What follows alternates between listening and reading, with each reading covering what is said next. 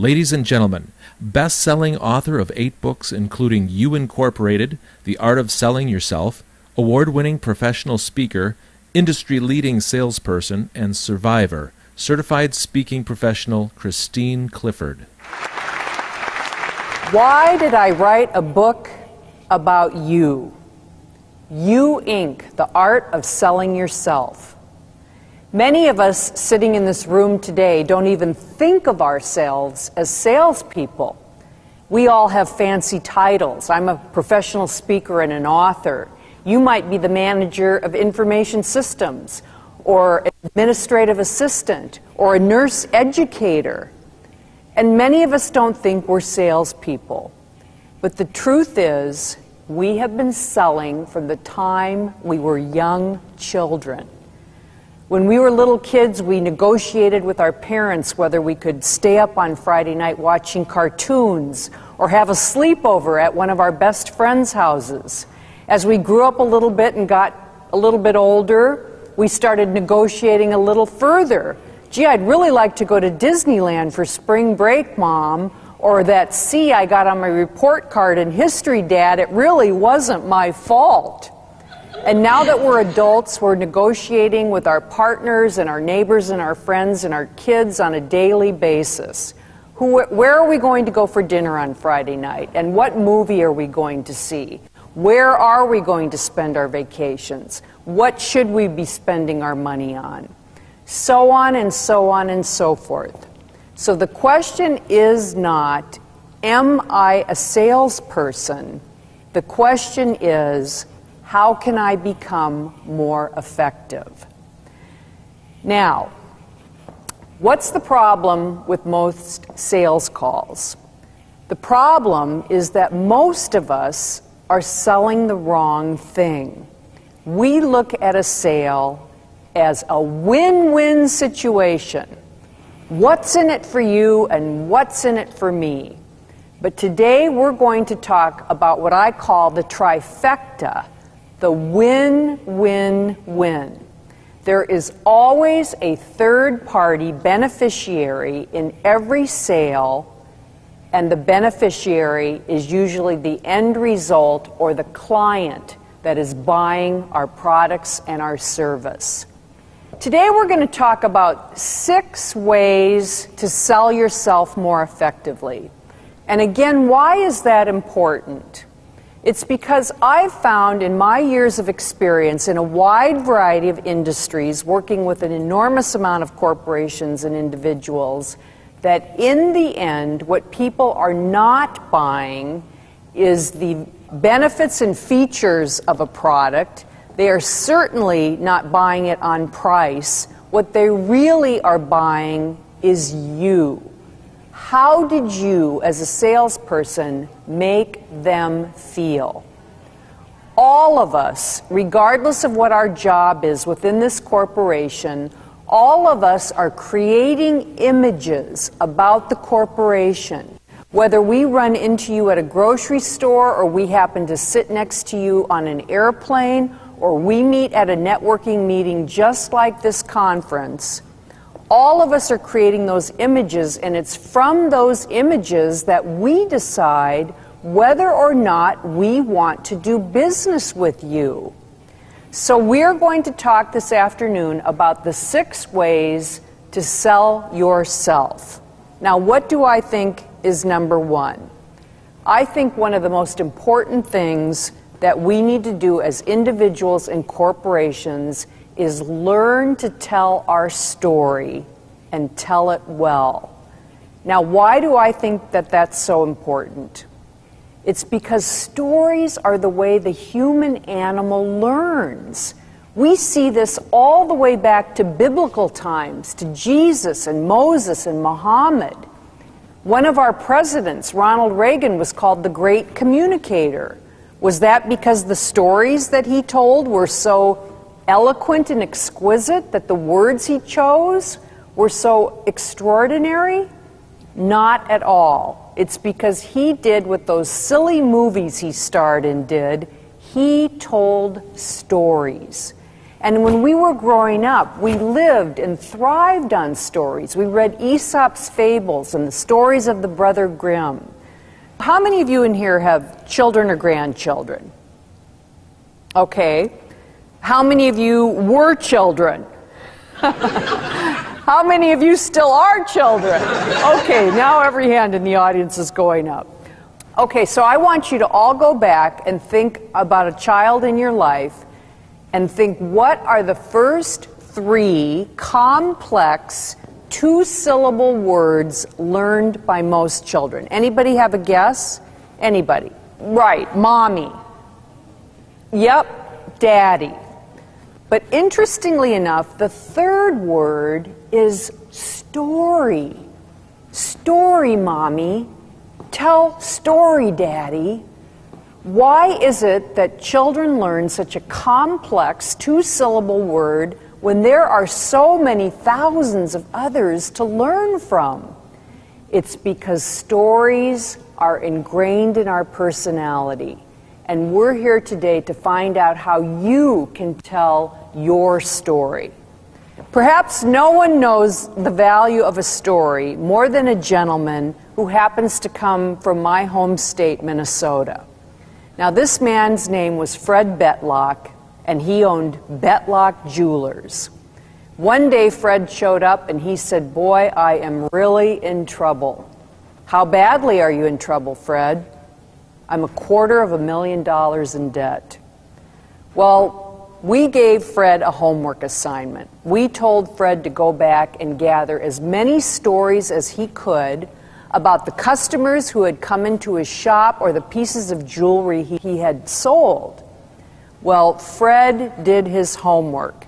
He showed up on Friday and he was armed with stories, dozens of them. So we took 6 of those stories and we whittled them down to about 120 words apiece. And then we had them printed on some beautiful cardstock. And we had matching envelopes made to go with them. And then we tied them together with a beautiful ribbon and slid them into the envelope. And then we mailed these stories to anybody that lived within a 30-mile radius of Betlock Jeweler who had a combined household income of over, back in those days, $50,000. Because we knew that we weren't going to get Fred out of the red by selling the inexpensive pieces of jewelry, the wedding bands and the engagement rings. We knew that we were going to have to sell the higher priced items. So on a warm October day, much like the one we're having here today in your beautiful city, a number of affluent Minnesotans went out to their mailboxes, opened up the envelope, and there on the top was a story called "A Canary Made Her Cry." And the story read, a leading Minneapolis jeweler had everything she could want, including a very strict European-bred idea of perfection. She'd have given Torval and Dean a 5.9 when every other skating judge would have given them a perfect 6.0. She found the heart of her anniversary gift at an estate sale in Bern, Switzerland, and brought it to us. A perfect 3-carat canary, a fancy yellow diamond. We took that stone and then we took tiny tie emeralds, which we wrapped around each side of the stone. And when we were done creating it, we called her to come in. She arrived in minutes, but she was too anxious to open her ring box and she left. An hour passed, then 2, then 3. Finally, we could wait no longer. A clerk from our store called hers to ask, did she love the ring? The clerk in her store said, I'm sorry. She can't come to the phone right now. She's still so moved. She's still crying. Within 6 weeks, 13 people, 6 of them clutching the story of A Canary Made Her Cry, waltzed into Betlock Jewelers and walked out with existing pieces or advanced orders for pieces to the tune of $325,000. Walked Fred right out of the red into the black, into his fancy new digs in Palm Springs, California, where I encourage you all to go visit him, because no one knows the value of a story more than Fred. So the next time you sit across from a prospect or a new client or an existing client, don't sell them on the features and benefits of your product or your service, and God forbid, don't sell them on price. Tell me your story. Tell me why you became a nurse educator. Because when you were a child growing up, you had watched a member of your family take ill. Tell me why you opened your own hearing aid center, because your 90-year-old grandmother wanted to be able to hear her great-granddaughter cry for the first time. Tell me why you became a banker, because 4 generations before you were bankers in your family. Tell me your story. And now I'm going to share with you a little bit about mine. How many times have we been told to think outside the box? I happen to believe you can't change your box. Your box is your box. Your box is your DNA. It's what you were born with. It's what you've been raised with. It's almost impossible to change your box. So I like to advocate that you need to grow your box. Now, how do you do that? I'm going to use how many of you remember the Grammy Award-winning singer Paul Simon? Now, some of you in the audience are a little too young to remember him. He was part of a famous duo called Simon and Garfunkel, and he was very, very famous in his day.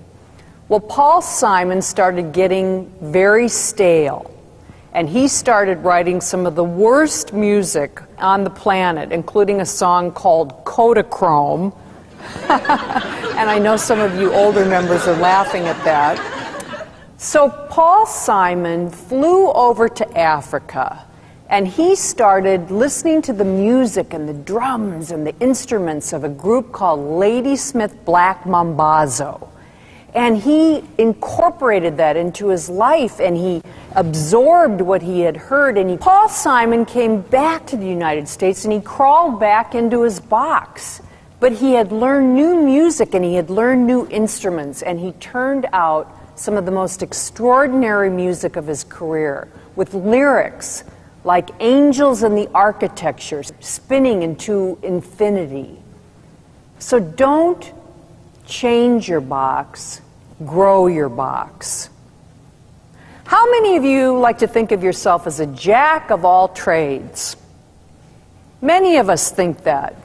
I wear lots of different hats with all my different companies. I have my hand in accounting and advertising and marketing and sales.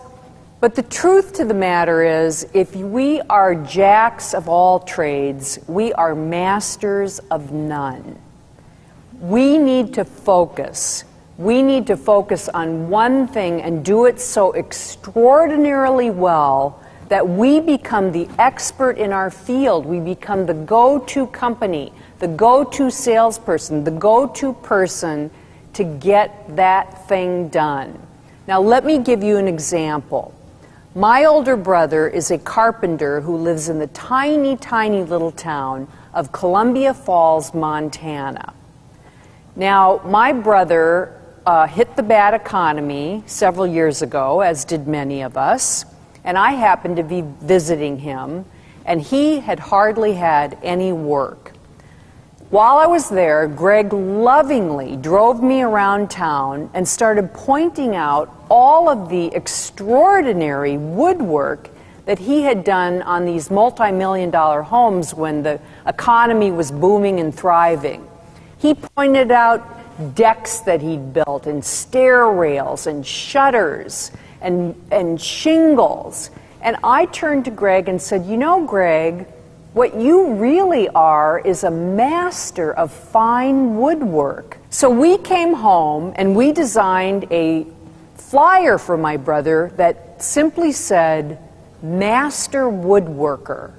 And we started distributing that flyer all over town. And guess what happened? Greg's phone started ringing off the hook. And it isn't that he didn't know how to do all those other things, but he got his foot in the door by becoming a master of one trade. And then guess what happened to Greg?